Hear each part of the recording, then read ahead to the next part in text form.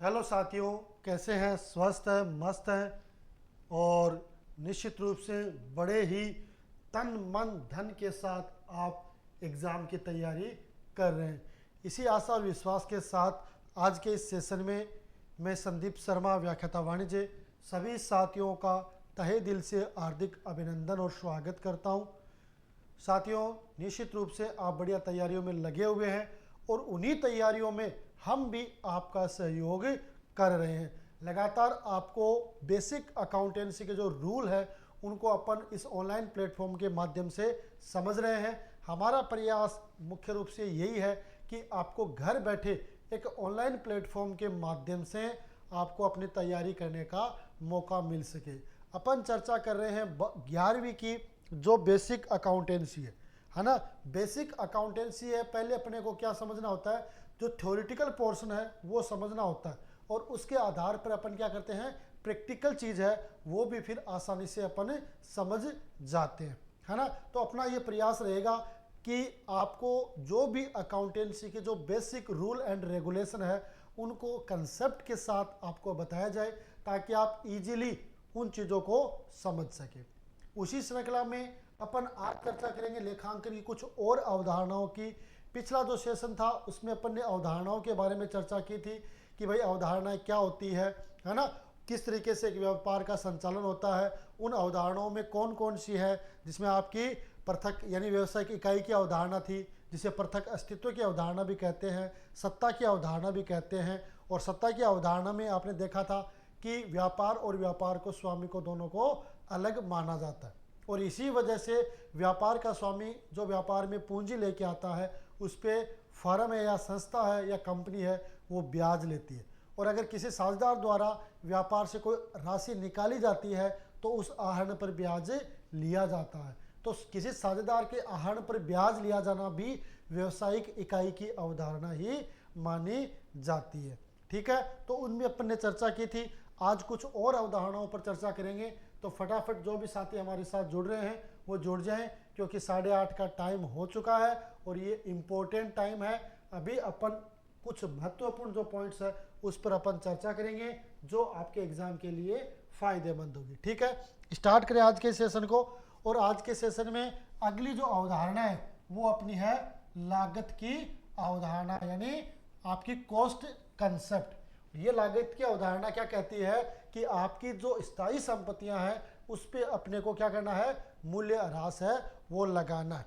ठीक है, हमेशा संपत्तियों को लागत मूल्य या बाजार मूल्य उनमें से जो कम होगा उस पर अपने को खातों में दिखाना पड़ता है। तो लागत की अवधारणा क्या कहती है कि संपत्तियों पर मूल्य ह्रास लगाना लागत की अवधारणा के अंतर्गत ही आता है। ठीक है, अब इसमें और क्या बातें हैं वो उन पे भी अपन चर्चा कर लेते हैं कि लागत अवधारणा के अनुसार व्यवसाय की जो संपत्तियां हैं को जिस मूल्य पर प्राप्त किया गया था उसी मूल्य पर दिखाई जाती है ना, उसी मूल्य पर दिखाई जाती है। उस मूल्य में से मूल्य ह्रास है, जो मूल्य ह्रास है वो घटाया जाकर शेष मूल्य को स्थिति विवरण में दिखाया जाता है। यानी अपने को क्या करना है, जो आपकी संपत्ति है जो आपने खरीदी है उसमें अपने को डेप्रिसिएशन घटा के फिर खातों में दिखाना है ना। ये प्रक्रिया अगले वर्षों पर भी चलती रहेगी। ये नहीं कि एक वर्ष का मूल्य ह्रास लगाना, प्रत्येक वर्ष का डेप्रिसिएशन है वो अपने को चार्ज करना है और उसके अकॉर्डिंग अपने को जो मूल्य ह्रास लगाने के बाद जो एक्चुअल संपत्ति की लागत बचती है वो अपने को खातों में दिखानी है, यानी आपके बैलेंस शीट में उसे शो करनी है। ठीक है, ताकि संपत्तियों को व्यवस्थित तरीके से लेखा पुस्तकों में दिखाया जा सके, यानी व्यवस्थित तरीके से उन्हें लेखा पुस्तकों में दिखाया जा सके। क्योंकि संपत्तियों को उनकी प्राप्ति लागत पर दिखाया जाता है ना। संपत्तियों को क्या करते हैं अपने प्राप्ति लागत पर दिखाते हैं, लेकिन आपको पता है कि संपत्तियों का निरंतर प्रयोग करने से उनके मूल्य में कमी आती है और जो कमी आती है ना वो ही मूल्य ह्रास कहलाती है।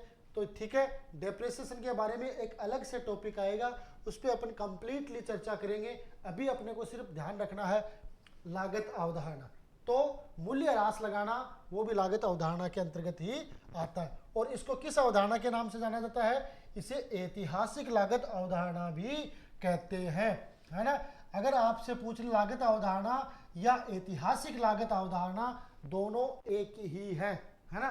परीक्षा में आपसे दोनों तरीके से पूछा जा सकता है कि भाई ऐतिहासिक लागत अवधारणा क्या होती है या लागत अवधारणा क्या होती है, पर दोनों अवधारणा सेम ही है, इसमें आपको कंफ्यूज नहीं होना। ठीक है, यहाँ तक क्लियर है सारी बात।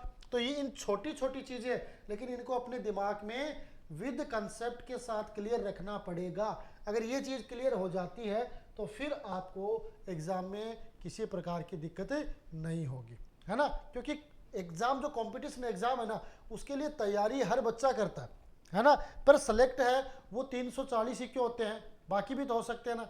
क्योंकि उसमें क्या कि भाई एक तो 340 पोस्ट है और प्लस 300 उन बच्चों में से जो सुपीरियर 340 है, जिन्होंने उन कंसेप्ट को समझा है और उनको सब कुछ पता है, वो ही उसमें सिलेक्ट होते हैं। तो इसको ऐतिहासिक लागत है वो भी अपने कहते हैं। संपत्तियों का बाजार मूल्य अथवा वर्तमान मूल्य उनका बदलता रहता है और इसीलिए संपत्तियों को उनकी प्राप्ति लागत जो एक्वायर्ड कॉस्ट है उस पर उन्हें दिखाया जाता है। बार बार आप जानते हो कि भाई एक जो संपत्ति आपने खरीदी है, जिस समय खरीदी थी उस समय हो सकता है उसकी रेट है वो कम थी और अब रेट बढ़ गई हो, या हो सकता है जिस समय खरीदी उस समय रेट ज़्यादा थी अब वो कम हो गई। अपने को ध्यान रखना प्राप्ति लागत पे, एक्वायर कॉस्ट है उस पर अपने को शो करना होता है। तो ये होती है लागत की अवधारणा। ठीक है, आगे सेकंड आती है आपकी, इसकी अगली आती है द्विपक्षीय अवधारणा, यानी ड्यूल एस्पेक्ट कॉन्सेप्ट, है ना। दो पक्ष, ये चीज आपने पहले भी समझी है, यानी कोई भी सौदा होता है उसके कम से कम दो पक्ष होते हैं, इसीलिए द्विपक्षीय अवधारणा है ना। ये बात लुकास पेसियोली ने भी कही है कि जब भी अपन कोई सौदा करते हैं तो उसके कम से कम कितने पक्ष होते हैं, उसके दो पक्ष होते हैं। एक होता है उसका डेबिट पक्ष और दूसरा होता है उसका क्रेडिट पक्ष। लुकास पेसियोली ने यह बताया था कि जब भी अपन कोई ट्रांजैक्शन करेंगे, जब भी अपन कोई माल खरीदेंगे, तो खरीदेंगे कब, जब कोई उसे बेचने वाला होगा, और बेचेंगे कब, जब उसे कोई खरीदने वाला होगा। तो इसीलिए ये आपका ड्यूल कंसेप्ट है वो लागू होता है, दोहरा लेखा प्रणाली का जो नियम है वो लागू होता है। और उसी में ये बताया गया है कि आपके खाते कितने प्रकार के होते हैं, 3 प्रकार के खाते होते हैं, जिसमें आपका व्यक्तिगत खाता, व्यक्तिगत खातों को 3 भागों में बांटा गया है।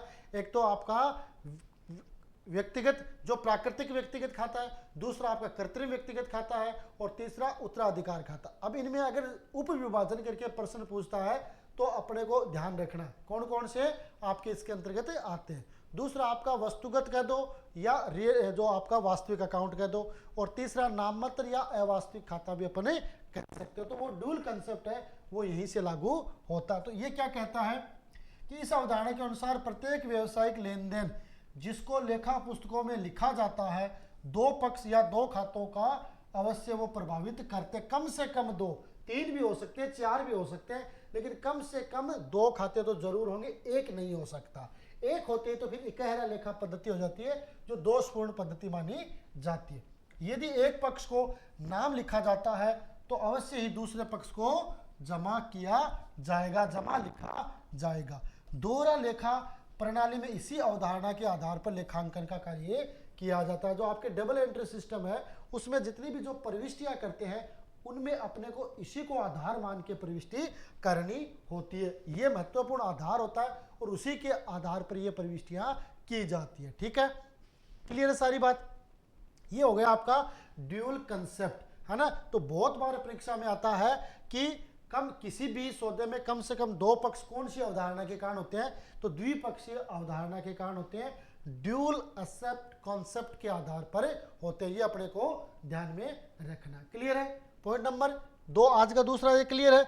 आगे देखते हैं आय वसूली की अवधारणा। आय वसूली की अवधारणा ये क्या कहती है, आय वसूली की अवधारणा क्या कहती है कि जब भी अपन कोई माल बेचते हैं तो माल बिकते ही हमें पैसे प्राप्त होने की संभावना बनती है, यानी पैसे प्राप्त होंगे। भाई अपन ने माल नहीं बेचा तो नहीं बनते, लेकिन जब माल बेच दिया तो हमें पैसे प्राप्त होने की संभावना कौन सी में है, आय वसूली की अवधारणा से। साथ में किसी कंपनी के हमारे पास शेयर है तो उनसे लाभांश मिलने की संभावना बनती है, वो भी इसी अवधारणा के कारण। बैंक में अपने पैसे जमा है तो उन पे ब्याज मिलने की संभावना है, वो भी आपकी आय वसूली की अवधारणा के अंतर्गत ही मानी जाती है। तो रेवेन्यू रियलाइजेशन और रिकॉग्निजेशन कॉन्सेप्ट ये क्या कहती है कि आय वसूली की अवधारणा के अनुसार आय तभी मानी जाती है जब वह वास्तव में वसूल हो जाए या प्राप्त हो जाए। जब तक अपने को प्राप्त नहीं हो जाती तब तक उन्हें खातों में दर्ज नहीं करना है। जैसे अपन ने किसी को माल बेचा और माल बेचने के बाद उसने कहा कि भाई मैं अभी 2 घंटे में आपका पेमेंट कर देता हूं। अपन ये नहीं कर सकते कि भाई 2 घंटे को मान के पेमेंट कर दी, उसकी प्रविष्टि कर दी, नहीं।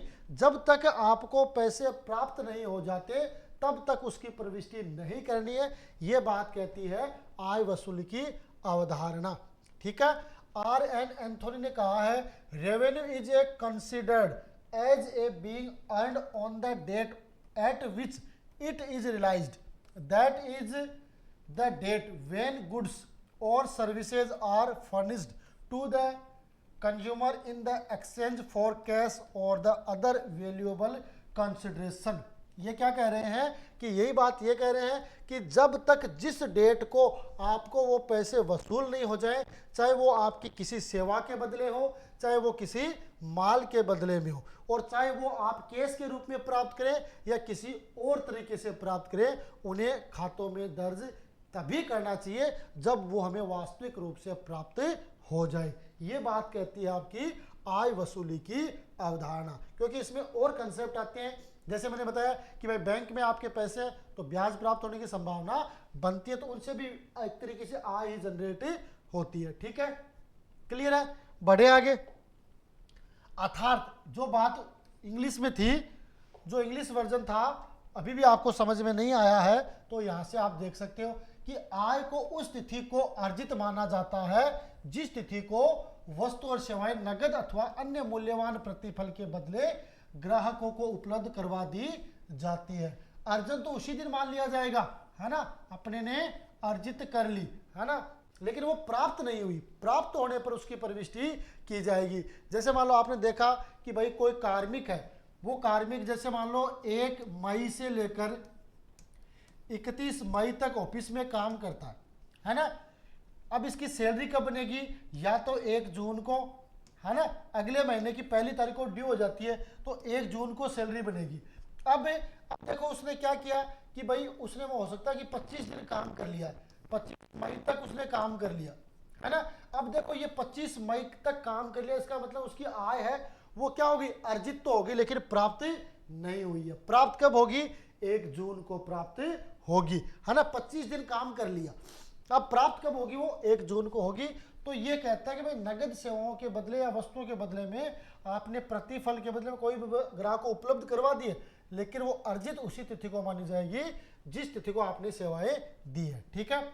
इसमें और क्या कहा गया है कि व्यवसाय में आय की वसूली, है ना, बिक्री पर मानी जाती है। जो आय की वसूली किस पर मानी जाती है? वो बिक्री पर मानी जाती है। जैसे ही माल या सेवाएं ग्राहकों को मिल जाती हैं, बिक्री प्रक्रिया पूरी हो जाती है। अपन ने किसी को माल बेचा, माल बेचते ही बिक्री की प्रक्रिया पूरी हो गई। अब अपने को पैसे प्राप्त होने की संभावना वहां पर बनती है। अब अपने को पैसे प्राप्त हो सकते हैं। ठीक है। परंतु प्रोफेशनल सेवा प्रदाता आय की वसूली तब मानते हैं जब रोकड़ में प्राप्त हो जाए। कुछ सेवा प्रदाता ऐसे होते हैं, जैसे मान लो कोई डॉक्टर है ना, कोई डॉक्टर है, उसने किसी पेशेंट को देखा और देखने पर उसने पर्ची के रूप में देखा और 200 रुपए की वो जो क्या कहते हैं ना परामर्श चार्ज वो लिया। अब वो उसने बकाया छोड़ दिया, तो उसको रिसिप्ट में नहीं मान सकते जब तक वो उसको प्राप्त नहीं हो जाते। तो इसलिए जो आय वसूली की अवधारणा है वो यही कहती है कि जब तक आपको वसूल न हो जाए या प्राप्त नहीं हो जाए तब तक आप उसे आय नहीं मानते हैं। ठीक है। तो ये आपके कुछ और पॉइंट्स। इसके बाद मिलान अवधारणा। मिलान अवधारणा जो आपका मैचिंग कॉन्सेप्ट है, मिलान की अवधारणा, ये एक महत्वपूर्ण अवधारणा मानी जाती है। मिलान की अवधारणा, है ना। और आपको पता है जो व्यापार खाता, लाभ हानि खाता है ना, व्यापार खाता यानी ट्रेडिंग अकाउंट और P&L अकाउंट, ये मिलान की अवधारणा के कारण ही तैयार किए जाते हैं। मिलान की अवधारणा के कारण ही इनको तैयार किया जाता। आपका व्यापार खाता जिसे अपन ट्रेडिंग अकाउंट कहते हैं, आपका लाभ हानि खाता उसे अपन P&L अकाउंट कहते हैं, ये मिलान की अवधारणा के कारण ही तैयार किए जाते है ना। दूसरी जो मिलान की अवधारणा है, मिलान की अवधारणा उपार्जन की अवधारणा पर आधारित है। उपार्जन की अवधारणा पर आधारित है। मिलान की अवधारणा है वो उपार्जन की जो अवधारणा उस पर आधारित है ना। तो इसलिए इसको अपन महत्वपूर्ण मान सकते हैं। और इसमें क्या दे रखा है वो अपन देख लेते हैं। ये एक महत्वपूर्ण अवधारणा ठीक है, जिसके अनुसार जिस अवधि की आय को ध्यान में रखा जा रहा है केवल उसी अवधि के सभी खर्चों को भी ध्यान में रखा जाना चाहिए। यानी ये अवधारणा क्या कहती है कि अगर अपन किसी विशेष अवधि में अपनी आय पर ध्यान दे रहे हैं तो हमें उस अवधि के खर्चों पर भी ध्यान देना चाहिए, उस अवधि के खर्चों पर भी ध्यान देना चाहिए। इसलिए इसका एक फॉर्मूला बनता है। क्या फॉर्मूला बनता है? क्या फॉर्मूला बनता है? अवधिगत लाभ बराबर अवधिगत आय माइनस अवधिगत व्यय, है ना। क्योंकि जिस अवधि में आपकी आय जनरेट हुई है उस अवधि के जो भी खर्चे हैं उनको भी अपने को खातों में लिखना होता है, उनको भी अपन को ध्यान में रखना होता है। इसीलिए यह फॉर्मूला बनता है कि अवधिगत लाभ होगा कब? जब अवधिगत आय में से अवधिगत व्यय है वो अपन घटा देंगे तो अपने सामने ये अवधारणा कंप्लीट हो जाएगी। अर्थात इसमें और क्या कहा गया है कि जिस रूप में वह जिस अवधि की आय लेखा पुस्तकों में दर्ज किया जा रहा है उसी के अनुरूप खर्चों को भी दर्ज करना चाहिए, उन्हें रखना चाहिए। सीधी सी बात है कि भाई आप जो आय अर्जित कर रहे हो तो उसके लिए आपने कुछ न कुछ खर्चे तो किए ही हैं, है ना। कुछ न कुछ खर्चे तो किए ही हैं, तो खर्चे आप कर रहे हो तो उनको भी आपको खातों में दिखाना चाहिए। जिस हिसाब से खाते अगर आपके जो खर्चे आपके डायरेक्ट खर्चे हैं तो ट्रेडिंग अकाउंट में आ जाएंगे, इनडायरेक्ट है तो P&L अकाउंट में आ जाएंगे, आयगत है ना, तो वो आपके P&L में आ जाएंगे, पूंजीगत है तो वो बैलेंस शीट में चले जाएंगे। उसके अकॉर्डिंग अपने को उन खातों में दर्ज करना चाहिए। तो मिलान की अवधारणा ये कहती है कि जो भी आपकी आय जिस अवधि विशेष में अर्जित हो रही है उस अवधि विशेष के खर्चों को भी आपको लेखा पुस्तकों में दर्ज करना चाहिए। ये कहती है मिलान की अवधारणा। ठीक है, क्लियर है? आगे देखते हैं और क्या कहती है। इस अवधारणा के अनुसार ही जो आपके बकाया खर्चे है, अग्रिम भुगतान है ना, अग्रिम प्राप्त आय है आदि का अंतिम खातों में समायोजन किया जाता है। तो यहाँ से एक प्रश्न बन सकता है कि समायोजन प्रविष्टियां है वो कौन सी अवधारणा के कारण की जाती है? तो वो की जाती है आपकी मिलान की अवधारणा के कारण। कौन सी अवधारणा के कारण? मिलान की अवधारणा के कारण। समायोजन प्रविष्टि आपको पता है कि अपन फाइनल अकाउंट तैयार करते हैं जिसमें आपके ट्रेडिंग P&L और बैलेंस शीट तैयार होती है। उसके बाद कई बार अपने को ये हो जाता है कि कई प्रविष्टियां अपने को बाद में पता चली उनके अपन ने नहीं लिखा, उनके अपन क्या करते हैं समायोजन प्रविष्टियां करते हैं जिसमें आपके प्रीपेड है ना, आउटस्टैंडिंग है, एक्रूड है, इनरेंट है, इंटरेस्ट ऑन कैपिटल है, इंटरेस्ट ऑन ड्राइंग है, मैनेजर कमीशन है, इस तरीके की ये चीजें हैं। इनको अपन क्या करते हैं अलग से इनको समायोजन प्रविष्टियां की जाती है। आगे इसका अलग टॉपिक आएगा उसमें अपन डिटेल से चर्चा करेंगे, हर चीज आपको समझ में आ जाएगी। लेकिन मुख्य रूप से आपको ये बात ध्यान रखनी है कि बकाया खर्चों का विवरण या बकाया खर्चों का समायोजन कौन सी अवधारणा के कारण किया जाता है? तो मिलान की अवधारणा के कारण। अग्रिम भुगतान के खर्चों का जो लेखांकन है वो कौन सी अवधारणा के कारण किया जाता है? तो मिलान की अवधारणा के कारण। अग्रिम प्राप्त आय का लेखा कौन सी अवधारणा के कारण किया जाता है? तो मिलान की अवधारणा के कारण इन्हें अंतिम खातों में समायोजन किया जाता है। ये अपने को ध्यान रखना। और इसी प्रकार व्यवसाय में अंतिम तिथि को उपलब्ध स्टॉक को इसी आधार पर स्थिति विवरण में दिखाया जाता है। आपको पता है कि अपने पास क्लोजिंग बैलेंस होता है, यानी क्लोजिंग बैलेंस होता है जिसे क्या कहते हैं क्लोजिंग स्टॉक कहते हैं। तो वो स्टॉक है यानी अंतिम दिन 31 मार्च को जो बाकी रह जाता है उसे हम क्लोजिंग स्टॉक कहते हैं। और उस स्टॉक को हमें दो जगह लिखना होता है, एक तो अपने को जो आपका ट्रेडिंग अकाउंट बनेगा उसके बाई साइड में, है ना, क्रेडिट साइड में लिखाएंगे बाई क्लोजिंग स्टॉक, और एक हमें उस क्लोजिंग स्टॉक को चिट्ठे के असेट साइड यानी बैलेंस शीट के असेट साइड में लिखना होता है। तो वो किस अवधारणा के कारण लिखा जाता है, वो आपकी मिलान की अवधारणा के कारण लिखा जाता है। यानी अंतिम तिथि को जो आपके पास स्टॉक उपलब्ध है उसे स्थिति विवरण में किस अवधारणा के कारण दिखाया जाता है, तो मिलान की अवधारणा के कारण दिखाया जाता है। ठीक है, ये ध्यान रखना है।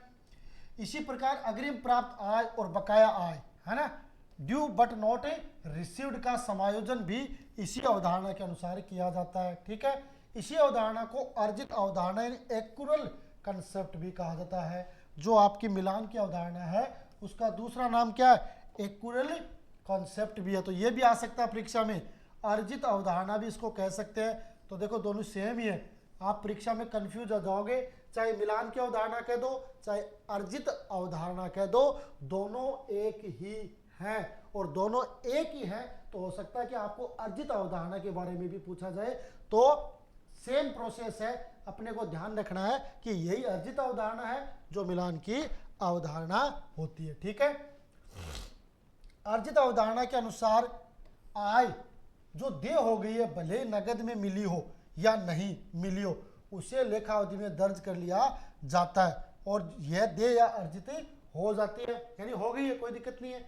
पर यह ध्यान रखना है कि अर्जित अवधारणा क्या कहती है कि अपन ने कोई माल, है ना, कोई आय प्राप्त होगी जो ड्यू हो गई, है ना, भले ही जो आपको प्राप्त हुई हो या नहीं हो, अपने को उन्हें खातों में या उस लेखा अवधि में दर्ज कर लेना चाहिए। ये आपकी अर्जित अवधारणा या मिलान की अवधारणा भी कहती है। ये कंसेप्ट क्लियर हो गया, हो गया ना क्लियर। तो ये चीजें आपको ध्यान में रखनी है, अब रख लोगे ना। तो मिलान की अवधारणा एक महत्वपूर्ण अवधारणा है जिसमें कुछ महत्वपूर्ण क्वेश्चन है वो इन्हीं में से निकलेगा, क्वेश्चन है वो इन्हीं में से निकलेगा, अलग से कोई क्वेश्चन नहीं निकलेगा। बस पढ़ने का आपका तरीका है वो थोड़ा सा शानदार होना चाहिए, क्योंकि ये कहा भी है कि जो सफलता प्राप्त करते हैं वो कोई अलग काम नहीं करते हैं, बल्कि वो हर काम को अलग ढंग से करते हैं। तो आपको भी उस भीड़ में से अलग ढंग से निकलना है, और अलग ढंग से आप निकलना चाहते हो तो आपको डिस्क्रिप्टिव पढ़ना पड़ेगा, अपने हैंड्स नोट बनाने पड़ेंगे, और उनमें से कहाँ ऑब्जेक्टिव क्वेश्चन बन सकता है वहां पर आपको प्रयास करना पड़ेगा। तो ठीक हो गए, बकाया अग्रिम है, अग्रिम प्राप्त आय, ये सारे के सारे मिलान के उदाहरण होते हैं। स्टॉक को भी आपकी बैलेंस शीट में दिखाया था मिलान के उदाहरण पर। अग्रिम प्राप्त और बकाया आय, है ना, समायोजन है वो मिलान के उदाहरण के, इसको अर्जित अवधारणा भी कहते हैं। और यही अवधारणा कहती है जो राशि देय हो गई, चाहे वो आपको प्राप्त हुई हो या नहीं हो, उन्हें खातों में दर्ज कर लेना चाहिए। ये होती है मिलान की अवधारणा। ठीक है, आगे बढ़े। आगे आती है वस्तु परकता की अवधारणा, यानी ऑब्जेक्टिविटी, ऑब्जेक्टिविटी कंसेप्ट। यानी ये क्या कहती है, जो काम की बात होती है ना उस पर अपन को जोर देना है, और जो अनावश्यक बातें उनको छोड़ देना है। वस्तु ऑब्जेक्टिव का मतलब जो आपको सूक्ष्म रूप से चीज मिले उनको लिखना, बाकी को छोड़ देना, है ना। तो ये क्या कहती है, यह अवधारणा इस बात पर जोर देती है कि व्यवसायिक लेन देनों को एक निश्चित वस्तुपरक तरीके से पुस्तकों में दर्ज करना चाहिए, यानी ऑब्जेक्टिव टाइम में उन्हें दर्ज करना चाहिए। जो आपके ऑब्जेक्टिव यानी महत्वपूर्ण बातें उनको लिखना चाहिए, बाकी को छोड़ देना चाहिए, है ना। लेन देनों को दर्ज करने में व्यक्तिगत धारणा अथवा पक्षपात का कोई स्थान नहीं होना चाहिए। अपन कई बार क्या पूर्वाग्रसित होते ना कि किसी व्यक्ति को अपने उधार दे दिया माल, फिर अपन सोचते हैं कि ये नहीं, ये समय पे माल अपना पेमेंट है वो नहीं करेगा, इसका तो व्यवहार वैसे ही खराब है। इस तरीके के जो विचार अपने मन में आते हैं उनसे हमें बचना चाहिए, है ना। इसलिए जो पक्षपात है या जो व्यक्तिगत धारणा उससे हमें दूर रहना चाहिए। यह धारणा चाहे लेखांकन कार्य करने वाले लेखाकार को हो अथवा प्रबंधन का कार्य करने वाले व्यक्ति को, सभी लेन देनों के पर्याप्त और सही प्रमाणक उपलब्ध होने चाहिए, है ना। ऑब्जेक्टिव में क्या है, जो जो आपने प्रविष्टियां की है उनके आपके पास जो डॉक्यूमेंट है वो प्रॉपर तरीके से आपके पास उपलब्ध होने चाहिए। प्रॉपर तरीके से आपके पास उपलब्ध रहेंगे तो फिर आपको किसी प्रकार की कोई समस्या नहीं रहेगी। ठीक है, और सभी लेन देनों के जो आपके वाउचर है, क्योंकि वाउचर ही तो उस बात का सबूत है कि उन्होंने इस व्यक्ति से या इस फर्म से ये वस्तु ये खरीदी है, ये माल खरीदा, तो उसी के आधार पर उसकी प्रविष्टि की जाएगी। तो उनमें जो महत्वपूर्ण बातें हैं वो लिखनी चाहिए और बाकी को छोड़ देना चाहिए। ठीक है, बताओ देखिए। तो आज के इस सेशन में कुछ और अवधारणाएं जिन पे अपन ने चर्चा की है, महत्वपूर्ण अवधारणाएं हैं। अवधारणा का एक क्वेश्चन है वो आपके एग्जाम में पक्का आएगा, जिसमें किसी प्रकार की कोई दो राय नहीं है, क्योंकि अवधारणा से रिलेटेड क्वेश्चन है वो हर बार पूछा जाता है, तो इस बार भी पूछे जाने की पूरी संभावना है। तो अपने को ध्यान में रखना है, अवधारणा से रिलेटेड क्वेश्चन है वो आपको स्किप नहीं करना, पूरी अवधारणाएं, मान्यताएं, परंपराएं अपने को याद रखनी है, और ये याद रखोगे तो फिर ये प्रश्न भी आपका मिस नहीं होगा। ठीक है, कैसा लगा सेशन ये जरूर बताएं कमेंट बॉक्स में, और अगर आपको सेशन शानदार लगा है तो एक बार अपने इस वीडियो को लाइक कर दें, चैनल को अपने सब्सक्राइब कर लें और साथ में बेल आइकन को प्रेस कर दें, और वीडियो अपने साथियों के साथ शेयर कर दें ताकि वो भी हमारे साथ जुड़े, कॉमर्स के साथ जुड़े, क्योंकि कॉमर्स के लिए कहा जाता है कि इसमें स्कोप बहुत कम है, पर्याप्त मटेरियल हमें ऑनलाइन तरीके से नहीं मिल पाता है, इस वजह से अपन इस फील्ड से दूर हो गए। लेकिन मैं कहता हूँ कॉमर्स में सबसे ज़्यादा स्कोप है अगर आप तैयारी करने वाले हैं तो, और चाहे गवर्नमेंट का हो और चाहे प्राइवेट हो, दोनों में बढ़िया अपॉर्चुनिटी है अगर आपके पास स्किल है तो।